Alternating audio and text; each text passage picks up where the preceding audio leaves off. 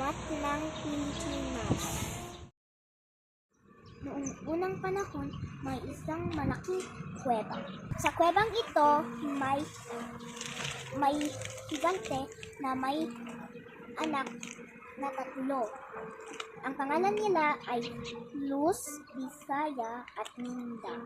Ang tatlong anak ng higante ay may iba't ibang ugali, pero pantay-pantay ang kanyang pagmamahal Sa kanila. sa sinabi niya sa mga anak niya. Ay, yung isang umaga, yung higante, sinabi niya sa mga anak niya na hindi sila umaalis sa Hindi sila aalis sa kuweba. Hindi sila aalis sa kuweba. Saan siya pupunta? Pupunta siya Mga ngaso. ng pagkain. Okay. Wait lang. Oh. Anong nangyari? Si Luz, naisipan niya maglinis sila sa kuweba at Habang habang wala ang wala ang kanilang tatay. tatay. Or ama. Ama? Use it properly. O higante.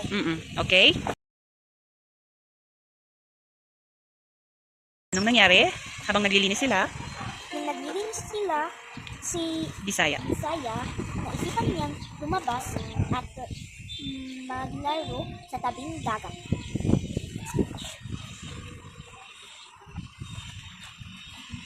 Bang andoon sininda sa tabing dagat, biglang-bigla naisipan niyang lumangoy sa Dagat. dagat. Hindi niya alam, Ano kahit? kahit hindi niya alam, Hindi siya marunong? hindi siya marunong lumangoy. Okay. Kasi tuwang-tuwa si Linda lumalangoy sa Dagat. dagat. Anong nangyari? At yun, hindi niya na alam niya na lumalayo na pala siya sa Dalampasigan. dalampasigan. Lumalayo na siya sa tabing dagat. At yun, lumalaki yung Mga alon. at nalaban kay Minda. At yun, sumigaw si Minda ng tulungan niyo ako. Narinig siya ni Luz at Bisaya. Oh, next page. Next page.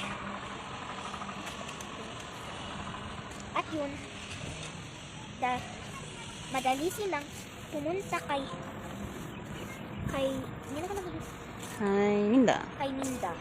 At yun, hinanap nila at hindi nila nahanap. At nahanap nila at yung nakita nila, lumangoy sila papunta kay hindi sila makalangoy pabalik Dahil? dahil ang alon. Kaya nagkawak ng kamay na lang sila. Umuwi ang higante, naramdaman niyang wala ang kanyang tatlong mga anak sa kuweba. Hindi niya nahanap kahit isa sa kanila.